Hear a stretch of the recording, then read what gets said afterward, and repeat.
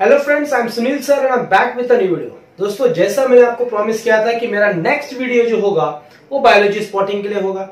तो बेसिकली अगर आपको 10 मार्क्स चाहिए इजिली तो आपको पूरे वीडियो को एंड तक देखना होगा।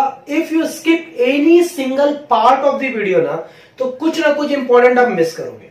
चॉइस आपका है, क्योंकि 10 स्पॉटिंग कवर करना है तो एटलीस्ट एक स्पॉटिंग के पीछे क्या क्या पॉसिबिलिटीज है, थोड़ा तो टाइम लगेगा, but watching this entire video will be worth for you and I promise कि आपको बहुत ज्यादा इजिली समझ में आ जाएगा कि आप कैसे 10 में 10 स्कोर कर सकते हो in your spotting. So let's start the video. तो सबसे पहला बच्चा, हम बात कर रहे हैं स्पॉट ए के बारे में।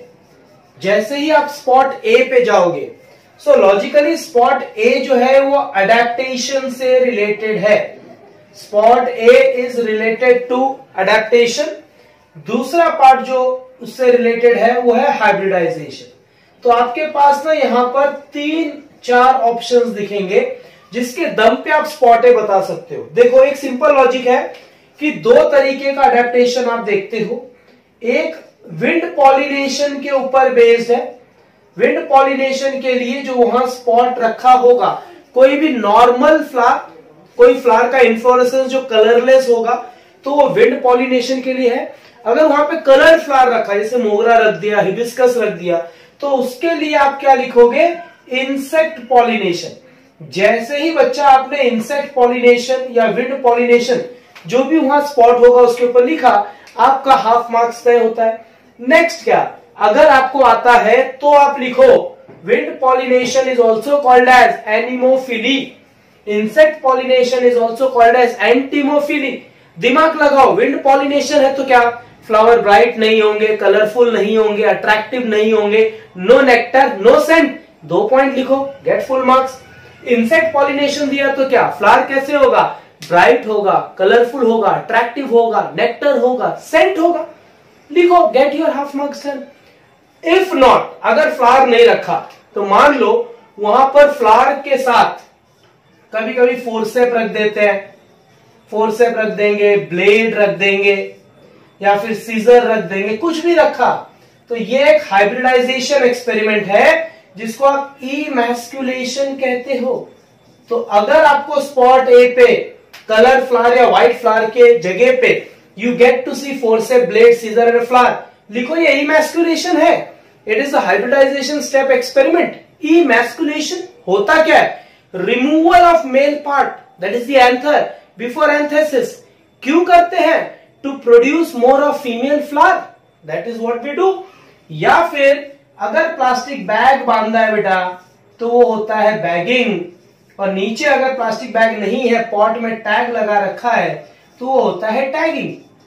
तो टैगिंग में बेसिकली क्या लिखोगे आप कि it is one of the step of hybridisation experiment. Tagging में क्या होता है? Date of experiment, characteristic studied, phenotypic ratios, जो भी आप चाहोगे वो लिख सकते हो। बैगिंग, प्लास्टिक बैग बांधा होगा, कभी कभी कुछ कॉलेज में फ्लावर में बैगिंग करते हैं, कुछ ऐसी लीफ में बांध देते हैं, उससे फर्क नहीं पड़ता कहां है। अगर पॉट में you are getting a plastic bag on the top, then you have to say it is bagging. What is bagging? A step of hybridization experiment. Why bagging is done?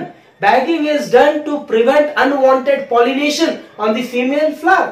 तो बच्चा, स्पॉट ए में आपके लिए अब confirm हो गया कि colour flower दिया तो विंड पॉलिनेशन या तो इंसेक्ट पॉलिनेशन, जो रहेगा 2-1। फिर आपको या तो तीसरा ऑप्शन इमैस्कुलेशन का मिल सकता है, चौथा बैगिंग का, 5वां टैगिंग का। ये 5 को ऐसे दिमाग में आप बैठा लो, स्पॉट ए में इन्हीं 5 में से कोई एक आएगा। I hope your spot A is clear. अब नेक्स्ट जो आता है बच्चा, सेकेंड मार्क्स के लिए स्पॉट बी। अब सवाल उठता है कि स्पॉट बी में क्या होगा सर? तो बेटा, स्पॉट बी में आपके पास एक्सपेरिमेंट्स है। पहला एक्सपेरिमेंट क्या? Paper chromatography. अब ना पेपर क्रोमेटोग्राफी का मजेदार बात ये होता है कि एक स्टैंड होता है, टेस्ट ट्यूब होता है, उसमें क्रोमेटोग्राफी का ऐसा पेपर रखा होता है। अगर आप थोड़ा सा भी इंटेलिजेंट होगे ना, थोड़ा सा भी, क्या करने का ना, इधर देखने का क्या लिखा हुआ है। उस पेपर पे ऑलरेडी लिखा होता है बेटा, क्लोरोफिल बी, क्लोरोफिल ए, ऐसा सब लिखा होता है। तो आपको लिखना क्या है? स्पॉट बी में अगर टेस्ट ट्यूब के अंदर ऐसा दिया तो it is paper chromatography, plant pigment separation. Now this paper chromatography separates the plant pigment based on their molecular weight. पूरा 1 मार्क मिल गया, एज सिंपल। अब सवाल ये उठता है सर अगर पेपर क्रोमेटोग्राफी नहीं दिया तो क्या? तो बेटा आपको ना सेकंड ऑप्शन में ऐसा स्टैंड में 4 पत्ते बांध के दे सकते हैं, they can put give you 4 leaf, तो इसको आप 4 लीफ एक्सपेरिमेंट कहोगे, लेकिन ये 4 लीफ किसके ऊपर बेस्ड है? ट्रांसपिरेशन के ऊपर बेस्ड है बेटा। जो 4 leaf experiment is based on transpiration. अगर पेपर क्रोमेटोग्राफी ना दे करके 4 लीफ दिया तो आपको लिखना है this is 4 leaf experiment, it is used to study the rate of transpiration. तो इसमें होगा क्या भाई? ए लीफ में ऊपर नीचे ग्रीस लगाओ, बी लीफ में सिर्फ नीचे ग्रीस लगाओ, सी लीफ में ऊपर ग्रीस लगाओ, डी में कहीं भी मत लगाओ। अगर बेटा ये भी नहीं रहा तो एक पेट्रिक डिश में रेजिन्स रखे होंगे। रेजिन समझता है? किसमिस जिसे हम कहते हैं किसमिस। अगर रेजिन्स रखा है ना तो सिंपल याद रखो ये इम्बिबिशन एक्सपेरिमेंट है, ये इंपॉर्टेंट है, इम्बिबिशन एक्सपेरिमेंट। तो स्पॉट बी में आपके पास ऑप्शन क्या है? पहला पेपर क्रोमेटोग्राफी दे सकते हैं, या तो 4 लीफ एक्सपेरिमेंट दे देंगे, या तो रेजिन्स रखेंगे, इम्बिबिशन। ये 3 में से कोई एक आया तो आइडेंटिफाई करने का हाफ मार्क्स और उसके बारे में 1-2 पॉइंट लिखने का half marks. Coming to the next spot बेटा, दैट इज स्पॉट सी। जैसे ही आपने स्पॉट सी बोला तो स्पॉट सी क्या है? अडेप्टेशन है। स्पॉट सी क्या है? अडेप्टेशन। 2 तरीके में से कोई एक अडेप्टेशन कंफर्म है बेटा, या तो जेरिक यानी डेजर्ट, या तो एक्वेटिक यानी प्लांट का अडेप्टेशन।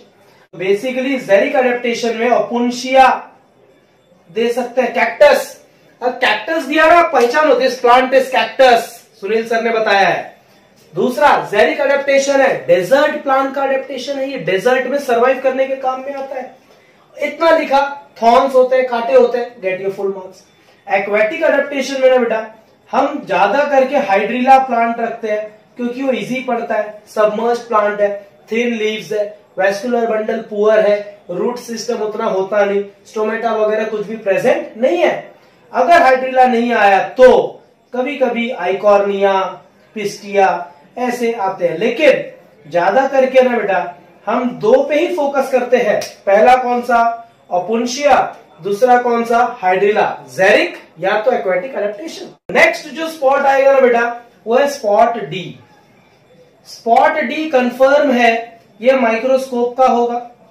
अब माइक्रोस्कोप में भी क्या, तो यहाँ पे टीएस ऑफ टेस्टिस होगा बेटा, पहला बात। दूसरा वीएस ऑफ ब्लास्टुला का स्लाइड हो सकता है, या फिर टीएस ऑफ ओवरी का स्लाइड हो सकता है। ये तीनों में से कोई भी एक स्लाइड होगा। अब सवाल उठता है कि सर पहचाने कैसे?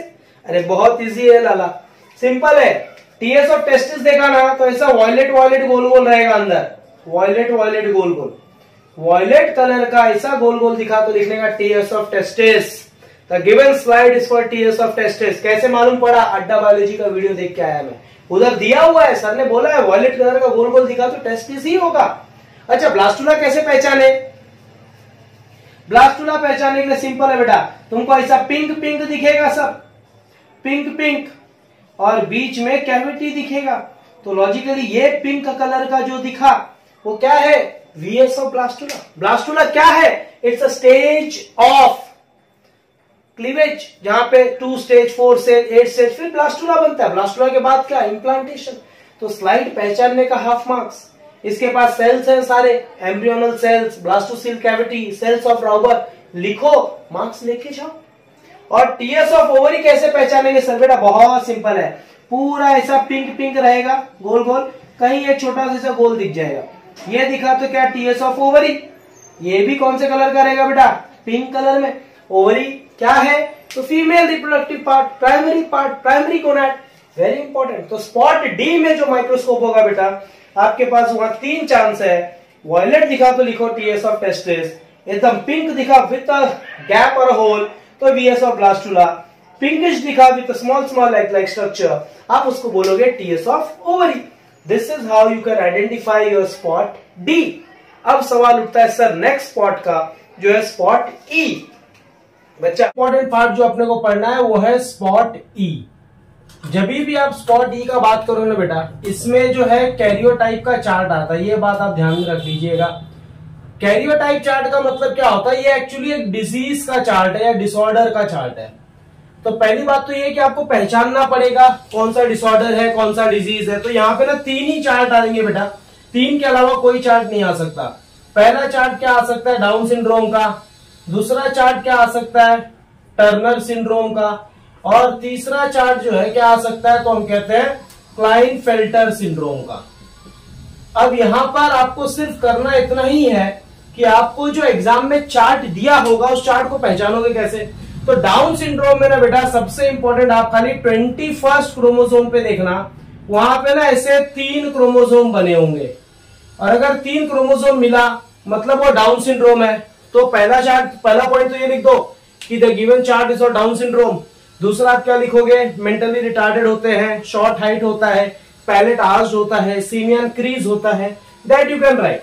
और जब टर्नर सिंड्रोम का बात करोगे तो बेटा जहां पे एक्स और वाई वाला क्रोमोसोम आएगा वहां पे देखना एक्स क्रोमोसोम तो बना रहेगा पर दूसरा कुछ भी नहीं रहेगा।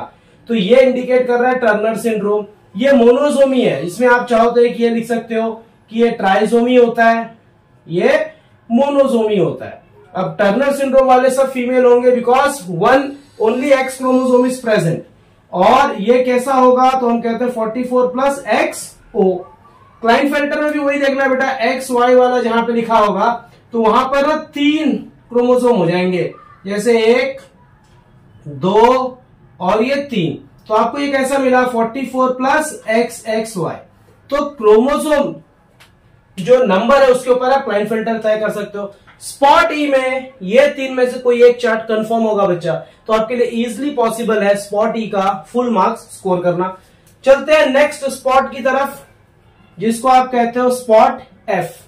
स्पॉट एफ में क्या होता है बच्चा, स्पॉट एफ में कोई ना कोई डिजीज होगा। स्पॉट एफ में कोई ना कोई डिजीज होगा। पहला चीज या तो प्लाज्मोडियम दे सकते हैं, मलेरिया वाला, या तो फिर एंट अमीबा का स्लाइड दे सकते हैं जो अमीबियासिस कॉज करेगा, ये मलेरिया कॉज करेगा या अमीबियासिस, या तो फिर आपको एस्कैरिस वर्म दे सकते हैं।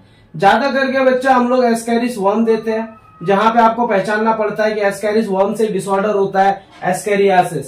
और एक सबसे इंपॉर्टेंट क्या हो सकता है, ringworm. So basically spot F में आपके पास 4 में से एक ऑप्शन है। प्लाज्मोडियम कैसे पहचाने सर, तो स्लाइड में होगा बेटा ये, और ऐसे डॉट डॉट बहुत सारे होंगे। एंट अमीबा कैसे पहचाने, तो बेटा ये स्लाइड में होगा, रेड कलर का कुछ ऐसा बना होगा, ऐसे पहचान सकते हो। एस्कैरियासिस तो बेटा जार में ऐसे एक वर्म रखा हुआ आएगा, तो उससे आप पहचान सकते हो कि एस्कैरियासिस है। रिंग वर्म में बेटा हेयर के पैचेस अगर दिख जाए, अगर मान लो आपको वहां पे साइड में हेयर पैच दिख रहा है जो भी पिक्चर रखे होंगे, तो उससे आप पहचान सकते हो। स्पॉट एफ में कोई भी एक डिजीज आएगा, आइदर प्लाज्मोडियम और एंटमीबा और एस्कैरिस और रिंगवर्म। देखो एक बात याद रखना कि स्पॉटिंग आपका सिर्फ 1 मार्क का है, मतलब ये बाइफर्केशन कैसा है, हाफ मार्क्स और हाफ मार्क। हाफ मार्क आपको कब मिल रहा है बेटा, जब आप ये पहचान जा रहे हो कि ये प्लाज्मोडियम है, you get your half marks. दूसरा हाफ मार्क कब मिलता है, जब आप लिखते हो इट कॉजेस मलेरिया, तब आपको दूसरा हाफ मार्क्स मिल जाता है। मतलब सिर्फ एक आइडेंटिफाई करने का हाफ मार्क्स और 2 पॉइंट लिखने का half mark, you get your full 1 marks. ये स्पॉट एफ में बेटा, इसके अलावा स्पॉट एफ में नहीं कुछ पूछते। स्पॉट एफ के बाद ई एफ जी, तो स्पॉट जी में क्या आ सकता है बेटा, स्पॉट जी के अंदर 101% क्या होगा, स्लाइड। अब इस स्लाइड में क्या होगा, तो हम कहते हैं स्टेज ऑफ मियोसिस। आपको अगर नहीं पहचानने में आ रहा है कौन सा स्टेज है क्या है, तो एटलीस्ट इतना तो लिखो, इतना तो लिखो, the given stage is slide of meiosis. और उसके बाद आप स्लाइड को अगर देख पाए, जैसे अंदर ऐसे 4 दिख रहा हो या 2 दिख रहा हो, ज्यादा करके हम कौन सा स्टेज रखते हैं बच्चे लोग, टीलोफेज 2 रखते हैं 4 वाले में। और कभी अगर ऐसे लाइन से एक लाइन में दिख गए सारे, ऑब्जर्व कर लेना, तो मेटाफेज रहता है। लेकिन मोस्टली हम क्या रखते हैं एग्जाम में, टीलोफेज 2। तो आपको स्पॉट जी में क्या पहचानना है, the given slide is a stage of meiosis. And the stage shown is telophase 2। जी के बाद क्या बेटा, स्पॉट एच। स्पॉट एच में ना याद रखना अडेप्टेशन है, अडेप्टेशन इन एनिमल। दो टाइप के अडेप्टेशन आपको एग्जाम्पल में मिल सकते हैं, या तो आप बेसिकली ये मान चलो डेजर्ट अडेप्टेशन मिल जाए या तो एक्वेटिक अडेप्टेशन मिल जाए। अब आपको वहां पे देख के पहचानना है, डेजर्ट अडेप्टेशन में क्या एनिमल्स रख सकते हैं, कैमल रख सकते हैं या तो कंगारू रैट रख सकते हैं, यही दो है। एक्वेटिक अडेप्टेशन में क्या रखोगे, या तो रोहू रख लो जिसको हम फिश कहते हैं, या तो डॉल्फिन। अब अगर कोई बच्चा डॉल्फिन को देख के ना पहचान पाए कि ये डॉल्फिन है तो मैं क्या बोलूं। कैमल क्या है, कंगारू रैट क्या है, दोनों बेटा मैमल है, सबसे इंपॉर्टेंट दोनों के दोनों मैमल है। रोहू क्या है, फिश है, स्पाइसेस में आता है, लेकिन डॉल्फिन क्या है, मैमल है। तो आपको आधा मार्क्स तो सिर्फ इसलिए मिल जाएगा ये पहचानने के लिए the given animal is camel, it shows desert adaptation, it has long leg, हम लिख लोगे। दूसरा आप क्या लिख सकते हो, कंगारू रैट आया तो डेजर्ट एनिमल, नॉक्टर्नल अडेप्टेशन है, तो डॉल्फिन में भी वही लिखना है। तो आप नाम आइडेंटिफाई करके 2 से 3 पॉइंट लिखो, you get your full marks for spot H. Spot H के बाद क्या आता है बेटा, हम कहते हैं स्पॉट आई। अब स्पॉट आई में क्या मैक्सिमम पॉसिबिलिटी हो सकती है देखते हैं। स्पॉट आई में बेटा आपको 3 चीजें मिल सकती है, या तो ब्रेन मिलेगा, या तो आई मिलेगा, या तो ईयर मिलेगा। मजेदार बात क्या, आई में आई पूछते हैं, आई में आई पूछते हैं। अब ब्रेन देख के तो कोई भी पहचान सकता है कि ये ब्रेन है, आई देख के कोई भी पहचान सकता है ये आई है। ईयर में थोड़ा कंफ्यूजन हो सकता है, लेकिन मोस्टली ना बेटा हम एग्जाम में क्या रखते हैं, ब्रेन। और ब्रेन रखने के बाद जो है ऐसा कुछ बना के हम कह देते हैं कि मोस्टली तो ये कहते हैं आइडेंटिफाई कर लो, बात खत्म हो जाए। ये सेरिब्रम है, ये पॉन्स वेरुली है, मेडुला ऑब्लोंगेटा है, सेरिबेलम है, ये स्पाइनल कॉर्ड है। ऐसे ब्रेन को आप आइडेंटिफाई कर लोगे और उसके बारे में लिख लोगे। पहला पॉइंट ये लिखो, the given spot is human brain, it consist of various parts like cerebrum, pons varolii, medulla oblongata and cerebellum. बहुत इजीली बेटा आपको स्पॉट आई के मार्क्स मिल जाते हैं। और लास्ट वाला जो स्पॉट है बेटा वो है स्पॉट जे। स्पॉट जे आपने अगर आइडेंटिफाई कर लिया तो पूरे 10 मार्क्स कंफर्म। स्पॉट जे जो है बेटा ये पेडिग्री चार्ट होगा, ये बात याद रखना, कंफर्म है, पेडिग्री चार्ट होगा। तो पेडिग्री चार्ट में आपके पास ऑप्शन क्या है, पहला ऑप्शन है कलर ब्लाइंडनेस। अगर आप पेडिग्री चार्ट को बहुत ध्यान से देखते हो, अगर वहां पे सी लिखा हुआ है, सी, तो इंडिकेट क्या कर रहा है, कलर ब्लाइंडनेस है। दूसरा ऑप्शन क्या है, विडोज स्पीक है। तीसरा ऑप्शन क्या है आपके पास, रोलिंग ऑफ टंग है, राइट। तो आपको ये पहचान में आना चाहिए। विडो स्पीक का सिंबल क्या होगा, कैपिटल डब्ल्यू, ऐसा कुछ डब्ल्यू लिखा रहेगा, तब आप कह दोगे विडो स्पीक है। रोलिंग ऑफ टंग में क्या है, ए कैपिटल, ए स्मॉल है, ऐसा कुछ लिखा रहेगा। कलर ब्लाइंडनेस में एक्स सी या एक्स सी ऐसा कुछ रहेगा, सी वाला, तब आप इजिली पहचान सकते हो। तो आपको यहाँ पे पहचानना क्या है, widow's peak will be by alphabet W, rolling of tongue by A, colour blindness by C. ये पेडिग्री चार्ट है, आपको आइडेंटिफाई करना है। The given spot is the chart for pedigree, it's a chart for color blindness, genotype ये होगा, या autosomal recessive trait है, या फिर सेक्स क्रोमोसोमल रिसेसिव ट्रेट है, वो सारी चीजें आपको बतानी है। तो इस तरीके से आप 10 के 10 स्पॉट पूरे कर सकते हो और आपको फुल मार्क्स मिल सकता है 10 on 10 इन बायोलॉजी स्पॉटिंग। ये वीडियो मैंने सिर्फ आपके लिए बनाई क्योंकि आपने बहुत रिक्वेस्ट किया, तो अब मैं रिक्वेस्ट करता हूं चैनल पे नए हो तो सब्सक्राइब कर लो, वीडियो पसंद आया तो लाइक कर दो।